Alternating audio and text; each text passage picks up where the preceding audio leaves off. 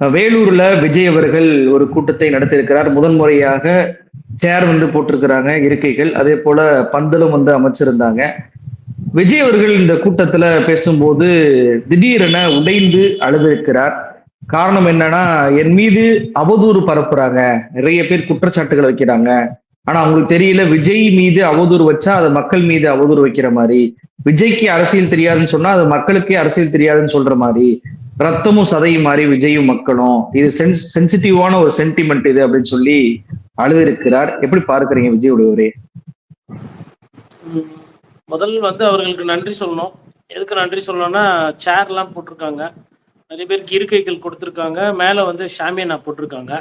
அதனால ஒரு அறிஞர் அண்ணா எப்பவுமே மக்கள்கிட்ட மக்கள் மீது கனிவா இருங்கன்னு சொல்லியிருப்பாரு. அந்த அறிவுரை ஒரு 2 வருடங்கள் கழித்து அவருக்கு புரிந்திருக்கு. அதுவரெல்லாம் நெஞ்சார்ந்த நன்றி. அதுக்கப்புறம் நல்ல விஷயம் என்னன்னா, இதுவரையிலும் எதுவும் யாருக்கும் உயிர் சேதமோ அந்த மாதிரிலாம் இதுவரையிலும் ரிப்போர்ட் ஆகல. உண்மையிலே விஜய் சாருக்கு நன்றி, நிகழ்ச்சி ஏற்பாட்டாளர்களுக்கு நன்றி. அதாவது சாத்தியக்கூறுகள்லாம் இருந்தது. பைக்ல சறுக்கின்னு போய் விழுந்தது, அப்புறம் ஸ்லாண்டிங்ல போனது, அப்புறமா வண்டி பேனட் மேல ஏறி நின்று இது பண்ணது, அதெல்லாம் இருந்தது. அப்புறம் இந்த இது பேரிகேட்லாம் தாவி போனது எல்லாம் இருந்தது, மண்ணெல்லாம் பறக்க விட்டதெல்லாம் இருந்தது. அப்படி இருந்தும் எதுவும் அசம்பாவிதம் இல்லை. அதனால அதற்கு உண்மையிலே நன்றி. அப்புறம் இப்போ அவரோட அந்த அழுகாட்சியான அந்த ஒரு காட்சி அப்படின்னு பார்க்கும்போது, சார் ஒரு ஒரு அதாவது ஐயா கவுண்டமணி ஒண்ணு சொல்லுவாரு, ஏய் நீ என்னென்ன எங்க எங்க எப்படி எப்படி டிசைனா பண்ணுவேன்னு எனக்கு தெரியும், நான் யாருன்னு உனக்கு தெரியும், நீ யாருன்னு எனக்கு தெரியும், இந்த டகால்ட்டி வேலைலாம் இங்கெல்லாம் வேணாம் அப்படின்னு இருப்பாரு. எனக்கு திடீர்னு உண்மையிலே எனக்கு பார்த்தோன்னா எனக்கு அந்த காட்சி தான் ஞாபகம் வந்தது. எப்படி அது இன்ஸ்டால்மெண்ட்ல அது வருதா என்னன்றது தெரியலங்க. நான் நான் யதார்த்தமா அதை பார்க்கும்போது எனக்கு அது ஒரு அதாவது இமோஷனலா ஒரு கனெக்ட் ஆக ட்ரை பண்றாரு. நான் என்ன சொல்றேன்னா, ஐயா அண்ணா இருந்தாரு, அண்ணா பேர் அவர் சொன்னதுனால நான் ஒவ்வொரு வாட்டி அதை கோடிட்டு காட்டுறேன். எங்கேயுமே ஐயா இமோஷனலா இந்த மாதிரி எல்லாம் டிராமா போட்டது இல்லை. ஐயா பெரியார் ஆகட்டும், அறிஞர் அண்ணாவாகட்டும், இல்ல ஐயா தாத்தா காமராஜர் ஆகட்டும், ஆனா மக்கள் பிரச்சனையை பேசுவாங்க, மக்கள் கூட இருப்பாங்க, சாமானியனா இருப்பாங்க. அது கொஞ்சம் தவிர்த்து இருக்கலாம் அப்படின்றது. கரூர்லயே ஒரு சிலர் இந்த கண் கலங்கினது அதெல்லாம் மக்களுக்கு எது ஆர்கானிக்கா வருது, எது இன்ஆர்கானிக்கா வருதுன்றதை கண்டுபிடிச்சுவாங்க. அது ஃபர்ஸ்ட் நம்ம புரிஞ்சுக்கணும். எமோஷனலா இது பண்றது அப்படின்றது அது 2 சைடு கத்தி மாதிரி எப்படி வேணா இதாகும். இந்த கண் கலங்கினதுன்னு அவரு கலங்கினாரோ இல்லையோ, லைவ்ல போட்டாங்களா கண் கலங்கினார் விஜய், ஏன்னா டிஆர்பி ரேட்டிங் வேணும். இந்த பார்க் என்று சொல்லுவாங்க, பிராட்காஸ்ட் பண்ணக்கூடிய அந்த எவ்வளவு பேர் பாக்குறாங்க audience, broadcast audience research council என்று ஒன்று இருக்கிறது. அது சமீபமா பாத்தீங்கன்னா செப்டம்பர் மாசத்துல விஜய்க்கு பீக் இருந்தது, அதாவது முன்னணி தொலைக்காட்சிகள்லாம் காட்டினதுல. அப்புறம் கரூர் சம்பவத்துல இப்போ இன்னும் பீக்கா போச்சு. அதுக்கப்புறம் பாத்தீங்கன்னா ஈரோடு சேலத்துல எல்லாம் அந்த டிவியை பார்க்கறவங்களோட அந்த எண்ணிக்கை குறைந்து இருக்கு. தரவு வேணும்னா இந்த பார்க் அசோசியேஷன், அதாவது தனிப்பட்ட ஒரு துறை, அது தொலைக்காட்சியில எவ்வளவு எவ்வளவு வியூஸ் போகுது அப்படின்றத கணக்கெடுக்கிறது. நான் சொல்றதுல யாருக்குன்னா சந்தேகம் இருக்குன்னா அந்த டேட்டாவை அவங்க அந்த கவுன்சில்ல போய் பார்த்தாங்கன்னா கிடைக்கும். இல்ல அவங்களுக்கு தெரிஞ்ச பத்திரிகையில யாருன்னா ஒருத்தர் கேட்டாங்கன்னாலும் கிடைக்கும். என்கிட்ட அந்த தரவுகள் இருக்கு. ஆனா அது தொழில் சம்பந்தமான விஷயம். எந்தெந்த சேனலுக்கு எவ்வளவு எவ்வளவு வியூவர்ஷிப் போச்சுன்றத நான் சொன்னேன்னா ஒரு சேனல் முன்னாடியும் ஒரு சேனல் பின்னாடி இருக்கிற மாதிரி வரும். அந்த நாகரிகம் கருதி நான் அதை சொல்லல. ஆனா இந்த 4-5 மாசத்துல விஜய் அவர்களை டிவியில பாக்குறவங்களோட எண்ணிக்கை குறைந்து கொண்டிருக்கிறது, இன்னைக்கும் குறைந்துள்ளது. இதுதான் யதார்த்தம், இது உண்மை. ஃபர்ஸ்ட் அப்ப இன்னைக்கு அவர் இமோஷனலா ஒரு விஷயம் போட்டிருக்காரு, நம்மளும் அந்த தலைப்பு வச்சிருக்கோம், கண் கலங்கி இருக்கிறாரு ஐயா விஜய் அப்படின்றது. நான் என்ன கேட்கிறேன்னா, பழி போட்டீங்க என் மேல அப்படின்னு சொல்றாரு. இப்போ அவரு கேட்கிறாரு, இப்ப நான் ஒரு பத்திரிகையாளரா என்ன கேட்கிறேன்னா, பழி எங்க போட்டார்? எஃப்ஐஆர்ல உங்க பேரே சேர்க்க வரல, இதுவரையிலும் சேர்க்கல, இதுவரையிலும் கைது செய்யல. உங்க மேல எங்க பழி போட்டாங்க? அதை நீங்க ஃபர்ஸ்ட் ஃபேக்சுவலா சொல்லுங்க. இந்த இமோஷனலா நம்ம ஒரு கேள்வி கேட்டா வேற ஒரு பதில் சொல்றது அதெல்லாம் இல்லாம ஃபேக்சுவலா அரசியல் பிரகாரமோ இல்ல சட்டப்படியோ இல்ல சட்ட நுணுக்கங்கள் பிரகாரம் எஃப்ஐஆர்லயோ சார்ஜ் ஷீட்லயோ விஜய் அவர்கள் பேர் சேர்க்கப்பட்டிருக்கா? இல்ல காவல்துறை விஜய் தான் இதற்கு காரணம், அதனால அவரை கைது செய்யணும் அப்படின்னு எங்கன்னா சொல்லியிருக்காங்களா? இல்ல நீங்கெல்லாம் விருப்பப்பட்டு மத்தியில இருக்கக்கூடிய சிபிஐயோ இல்ல நீதிபதியோ விசாரிக்கணும்னு சொன்னீங்க, அவங்களும் உங்களை இன்னும் சம்மன் கொடுத்துருக்காங்க. என்ன சம்மன்னா, பார்த்த பார்வையாளர் சம்மன் தான் கொடுத்துருக்காங்க, சஸ்பெக்ட் சம்மன். அதாவது உங்களை சந்தேக பார்வையிலையோ இல்ல பழி சுமத்துனதுனால உங்களை கூப்பிட்டு சந்தேக பார்வையில கைதோ இல்ல விசாரணையோ செய்யலன்றதை ஃபர்ஸ்ட் நான் பதிவு பண்ணேன். ஏன்னா எல்லாரும் பழி போட்டாங்க. துரும்பு கூட இன்னும் ஐயா விஜய் மீது தொடல அப்படின்றத நான் ஃபர்ஸ்ட்ல இருந்து பேசிக்கிட்டு இருக்கேன். நான் அன்னைக்கே சொல்லியிருக்கிறேன். முதல்வர் ஸ்டாலின் அவர்கள் பயந்து கொண்டு விஜய் மீது எஃப்ஐஆர் போடாதது சட்டப்படி தப்பு. சட்டத்துல அவருக்கு வந்து சலுகைகள் கொடுக்கப்பட்டிருக்குன்றத அந்த சந்தேகத்தை நான் எழுப்பியிருக்கேன். அந்த சந்தேகத்தை தான் இன்னைக்கு அவர் என்ன பண்றாரு, அவர் அரசியல் ஆதாயத்துக்கு திருப்புறாரு. இவரு ஃபர்ஸ்டா லேட்டா வந்ததை பத்தி பேசல. இதுல நிறைய விஷயம் வந்து அவர் கடந்து போயிருக்காரு. என்னோட புது நண்பர் அப்படின்னு சொல்லிட்டு தான் அந்த நீங்க சொன்ன அந்த காட்சி வந்து அந்த அழுகுற விஷயம் எல்லாம் பார்த்தோம். அதுல வந்து என்னன்னா, எனக்கும் ஒரு நண்பர் இருக்கிறாரு. பத்திரிகையாளர் போய் கேட்டதுக்கு எனக்கு யாருமே எதிரி இல்லை அப்படின்ற மாதிரி சொன்னாரு. பத்திரிகையாளர்ன்ற வார்த்தை வந்ததுல 1 மாசமா கரடி மாதிரி அங்கங்க கேட்டுட்டு இருக்காங்க. பத்திரிகையாளர் இவர் எப்ப சந்திப்பாரு அதை பத்தி சொல்லவே இல்லை. அப்போ அவருக்கு தேவைன்னா பத்திரிகையாளர்னு ஒருத்தர் இருப்பாங்க, பத்திரிகையாளர் சந்திப்புன்னு ஒண்ணு இருக்கு அப்படின்றது தெரிஞ்சிருக்கு. ஆனா பத்திரிகையாளர் வந்து ஸ்டாலின் சாரை கேட்கிறாங்க. சமீபத்துல வந்து ஆதவர்ஜுனா ஒரு சவால் விட்டிருந்தாரு. என்ன சவால் அப்படின்னா, ஸ்டாலின் சாரை வந்து பத்திரிகையாளர் சந்திக்க சொல்லுங்க. அப்போ எங்க அண்ணனும் வந்து யாரும் இருக்கக்கூடாது, பத்திரிகையாளர் இருக்கணும், முதல்வர் இருக்கணும், எங்க அண்ணன் இருப்பாரு, வேற யாரும் இருக்கக்கூடாது, கேமரா இருக்கும், அதுக்கு முன்னாடி வந்து பத்திரிகையாளரை சந்திப்பாரு அப்படின்னு சொன்னார்ல. அப்ப ஒண்ணு அது உண்மையா, இல்ல இன்னைக்கு இவர் சொல்லியிருக்கிறாரு, யாரு ஐயா விஜயே சொல்லிட்டாரு, பத்திரிகையாளர் கேட்டுக்கு ஸ்டாலின் சார் சொன்ன பதில்னு. அப்ப எது உண்மை? அப்போ அந்த விஷயத்த கடந்து போயிட்டீங்க. ரெண்டாவது, என் மேல பழி போட்டா அது மக்கள் மேல போட்ட பழி. விஜய்க்கு அரசியல் தெரியலன்னா அது மக்களுக்கு அரசியல் தெரியல அப்படின்னு சொன்னதுலதான் எனக்கு ஒரு பத்திரிகையாளரா அந்த நேரத்தை சுருக்குன்னு கோபம் வந்துச்சு. என்ன காரணம்னா, உங்களுக்கு அரசியல் தெரியலன்னா உங்களுக்கு அரசியல் தெரியலன்னு சொல்லிட்டு போனோம். பொதுமக்கள் அரசியல் தெரியலன்னா சொல்லக்கூடாது. 50 வருஷத்துக்கு ஒருக்கா நடக்கிற தேர்தல்னா இந்த இந்த புதுசா ஒரு வார்த்தை, இந்த ஒரு 5000 பேர் இல்ல ஒரு 50,000 பேர் இருக்கிறாங்க, உங்க ரசிகர்கள் இருக்கிறாங்க, ஆன்லைன்ல 50,000 பேர் பாக்குறாங்க, 5 லட்சம் பேர் பார்க்கட்டும், 5 கோடி பேர் பார்க்கட்டும், தமிழக மக்களுக்கு அரசியல் தெரியாதுன்னு உங்களோட எதுக்கு சேர்த்துக்கினீங்க? யார் உங்களுக்கு அந்த உரிமையை கொடுத்தது மக்களுக்கு அரசியல் தெரியாதுன்னு? எவ்வளவு பேரை முக்கியமான ஆளுங்களை தோக்கடிச்சிருக்காங்க தெரியுமா? இன்னைக்கு சொல்றேன், 2 கட்சிக்கு நடுவுல தான் போட்டி நான் சொல்லிட்டு இருக்கிறேன். ஒன்னு திமுக, ஒன்னு அதிமுக. 2 பேருக்கும் மக்கள் மேல பயம் இருக்குது. மக்கள் மேலேயே பயம் இல்லாம, மக்களையே சந்திக்காம, மக்கள் கிட்ட போய் பேசாம கொல்லாம இவரு அரசியல் பண்றாரு 10 நாளைக்கு ஒரு வாட்டி. ஆனா என்ன சொல்றாருன்னா, எனக்கு அரசியல் தரனா பொதுமக்களுக்கு தெரியாது, அப்படி எல்லாம் பாக்காதீங்கன்னு சொல்லிட்டு இவர் பொதுமக்களோட ஜாயிண்ட் அடிக்கிறாரு. எங்களுக்கு பிடிச்சதுன்னா ஓட்டு போடுவோம், பிடிக்கலன்னா திமுக ஆட்சியை தோக்கட்சி வீட்டுக்கு அனுப்பிச்சிருவோம். எங்களுக்கு பிடிக்கலன்னா அதிமுக ஆட்சியை தோக்கட்சி வீட்டுக்கு அனுப்பிச்சிருவோம். பாரதிய ஜனதா கட்சின்றது இங்க கால் விடுறதுக்கு கரடியா சுத்திட்டு இருக்கிறாங்க 15 வருஷமா. அந்த கட்சியால இங்க கால் வேர் ஊன்ற முடியல.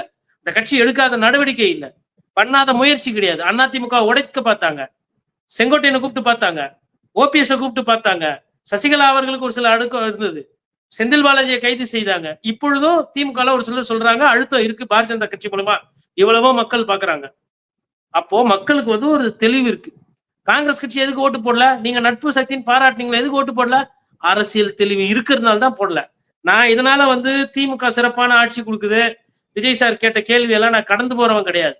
ஊழலை பத்தி பேசினாரு, ஊழல் பிரச்சனைன்னு சொன்னாரு, நான் ஏத்துக்கிறேன், வரவேற்கிறேன். நீங்க என்ன பண்ணீங்க? ஏன் இன்னைக்கு ஒரு 2 நிமிஷம் நேரு கதை என்ன ஏது பேசியிருக்கலாம்ல? அப்ப படிக்கிறதே கிடையாது. நாட்டுல கோர்ட்டுன்னு ஒண்ணு இருக்குது, கோர்ட் ஒண்ணு கேட்டிருக்குது, எஃப்ஐஆர் போட சொல்லி இருக்குது, 2020 கோடி வேலைக்கு அது டெண்டர் ஊழல்ன்றாங்க, 888 கோடி வந்து வேலைக்கு காசு கொடுத்தாங்கன்னு சொல்லிட்டு இப்ப நடக்குது. இத கூட ப்ரிப்பேர் பண்ணாம வந்துட்டு சாங்கு போட்டுட்டு அங்க வைப்ஸ் பண்ணிட்டு வேலு கத்தி கித்தி எல்லாத்தையும் பரிசெல்லாம் வாங்கிக்கின்னு டாடா காட்டு போயிட்டீங்க.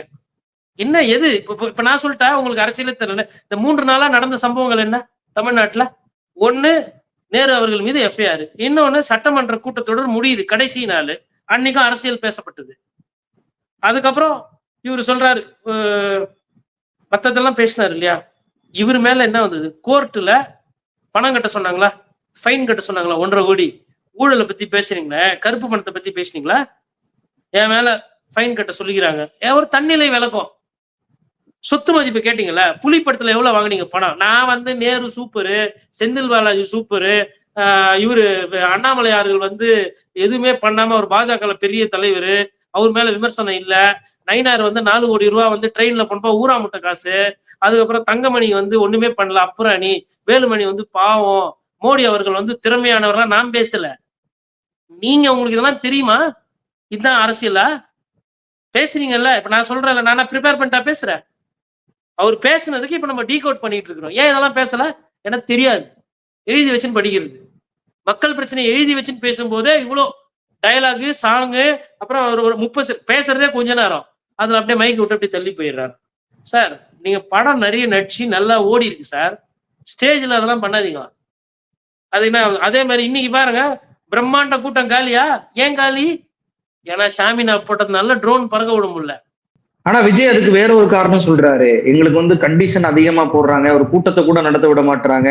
அதனாலதான் ஊருக்கெல்லாம் வந்து உங்களை பார்க்கணும்னு ஆசை. என்னால முடியல, சூழ்ச்சி பண்றாங்க. நான் சிஎம் ஆன உடனே ஒவ்வொரு கிராமத்துக்கும் வந்து பார்ப்பேன் அப்படிலாம் சொல்றாரு. ரொம்ப அருமையான முக்கியமான கேள்விங்க இது. நிறைய பேர் கேட்டிருக்கீங்க.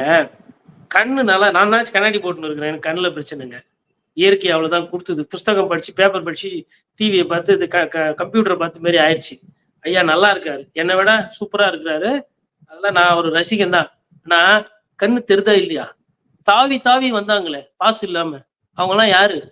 காவல்துறை தள்ளின்னு மண்ணெல்லாம் பறக்க விட்டுன்னு வந்தாங்களே யாரு? நீங்க ஒண்ணும் இல்ல, இதெல்லாம் கண் முன்னாடி பார்க்கணும் தானே. அப்ப இப்ப இந்த பாஸ் இல்லாம விஜய் அண்ணாவை பார்க்கணும்னு வந்தவங்க எல்லாம் உள்ள விட்டது யாரு? இது வந்து அடக்குமுறையா? இல்ல போலீஸ் வந்து தள்ளி விட்டுச்சா? இல்ல உங்க ஆளுங்க போலீஸை தள்ளி விட்டு உள்ள போனாங்களா? இன்னைக்கு இதெல்லாம் இருக்கு, சமூக வலைதளத்துல இருக்கு. அப்புறம் பர்மிஷன் கொடுக்க மாட்டேன்றாங்க. நான் சொல்றேன், போலீஸ் வந்து வேடிக்கை பாக்குதுங்க. நாட்டுல தப்பு நடக்குது. நேஷனல் ஹைவேல 50 பேர் ராங் ரூட்ல எதிரில ஓட்டணும் போறான், ட்ரிபிள்ஸ்ல ஹெல்மெட் போடாம. இதே இத பாக்குறாங்க இல்லையா? யாருன்னா ஒருத்தர் 3 பேர் ட்ரிபிள்ஸ்ல ஒரு 2 போலீஸ்காரங்க இருக்கும்போது கட்டச்சுன்னு போக சொல்லுங்க பாக்கலாம். எதிரில போவாங்களா? ராங் ரூட்ல ஹைவேல ஒரு 5 நிமிஷம் ஓட்டின்னு போவாங்களா? ஒரு 20 பேர் 30 பேர் பைக்ல.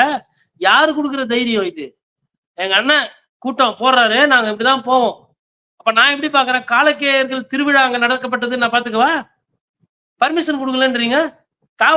அது வண்டியில சொல்றாரு என்னன்னா, என் வண்டியை பின்தொடர் வராதுங்க. ஒரு நாள் போகும்போதே ஒரு 5 வண்டியை புடிச்சு சீஸ் பண்ணி உள்ள வச்சு 5000 ரூபாய் ஃபைனை கட்டு வண்டி எடுத்துன்னு போ. வண்டி வச்சு சர்க்கஸ் பண்ற வேலை எல்லாம் வேணாம். நீ எதுக்கு அவர் கூட போற? என்ன பொண்ணு அழைப்பா இல்ல மாப்பிள்ள அழைப்பா? ஸ்டாலின் அவர்கள் போகும்போது போறாங்க, எடப்பாடி பழனிசாமி அவங்க போகும்போது போறாங்க. இப்படியா வந்து கட்டச்சுன்னு வழுக்கி விழுந்துலாம் போறாங்க? சார் அங்கங்க நிக்க வேண்டியது. வரும்போது ரோட்ல நின்று வணக்கம் வைக்கிறாங்க, டாடா காட்டுறாங்க, போட்டோ எடுக்கிறாங்க, ஏதோ முடிஞ்சு போச்சு. கிலோமீட்டர் கணக்கா கூடவே போறீங்க. ஒருத்தர் வந்து ரேஸ் பைக்ல போறாரு. அது என்ன சப்ஜெக்ட்? அது என்னன்னா, அவர் பைக்கு கூட இவர் பைக் போகும்போது வீடியோ வச்சு இது போடணும், மீம்ஸ் போடணும், ட்வீட் போடணும், அப்புறம் ரீல்ஸ் பண்ணணும். ரீல்ஸ் போட வந்தவங்களெல்லாம் கூட வச்சுக்கிட்டு அரசியல் சரியா பேசாம, மக்களுக்கு அரசியல் தெரியாது. விஜய்க்கு அரசியல் தெரியாதா, மக்களுக்கு அரசியல் தெரியாது. அப்படிலாம் நீங்க வந்து முடிவு பண்ணாதீங்க. முதலமைச்சரா இருக்கிற இன்னைக்கு இருக்கிற ஸ்டாலின் அவர்கள் தோற்கடிக்கப்பட்டிருக்கிறார் 1000 விளக்குல. அரசியல் தெரியாமலா தோற்கடிச்சாங்க? அம்மையார் ஜெயலலிதா தோத்து போயிருக்கிறாங்க. ஐயா காமராஜர் அரசியல்ல தோத்து போயிருக்கிறாரு. அவர் சட்டமன்ற தொகுதி நிற்கும் போது வெற்றி தோல்வி, அது ரொம்ப உண்மையான விஷயம். தோல்வின்றதா நிதர்சனமான உண்மை. எதனால தோல்வி கிடைக்குது மக்களுக்கு? அந்த நேரத்துல அந்த யோசிச்சு போடுற அந்த சிந்தனை இருக்கிற ஊர் தான் தமிழ்நாடு. அதனால இவர் என்ன பண்றாருன்னா, எனக்கு தெரியலன்னா உங்களுக்கும் தெரியல, அப்ப நீங்க என்னை ஏத்துக்கிட்டாதான் உங்களுக்கு அரசியல் தெரியுது, அதனால நீங்க எனக்கு விசில் ஊதி ஓட்டு போட்டுருங்க அப்படின்னு மூல செலவை செய்யறாரு. இது ஒரு பார்வை. இன்னொன்னு, நீங்க கேட்ட கேள்வியில துணை கேள்வி 2 உண்மையை ஒத்துக்கினாரு. எனக்கு ரொம்ப நெஞ்சார்ந்த நன்றி. நான் கூட வந்து ரொம்ப நேரம் கேட்டுக்கிட்டே இருப்பேன். இவரு சட்டமன்ற தொகுதியா போய் பிரச்சாரம் பண்ணாரு. அவரே அவர் வாயில இருந்து சொல்லிட்டாரு, வெற்றி பெற்றால் ஆட்சிக்கு வந்த உடனே வந்து பார்ப்பேன். ஏன் சாமி இப்ப போக மாட்டீங்களா? அது நான் ஆட்சிக்கு வந்தா, அப்ப ஆட்சிக்கு வர்றேன்னா அப்படியே டாடா காட்டி ஏமாத்திட்டு போயிடுவீங்க.